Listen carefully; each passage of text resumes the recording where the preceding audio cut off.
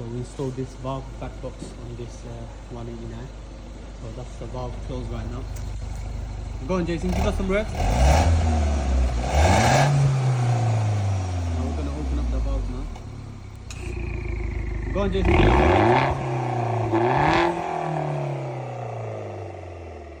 Go on, give us some revs.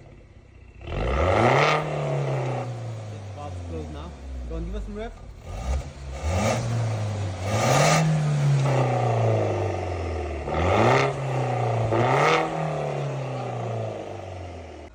Valve back box installed on this BMW 189 with 4-inch tip, and we also done the rest on as well.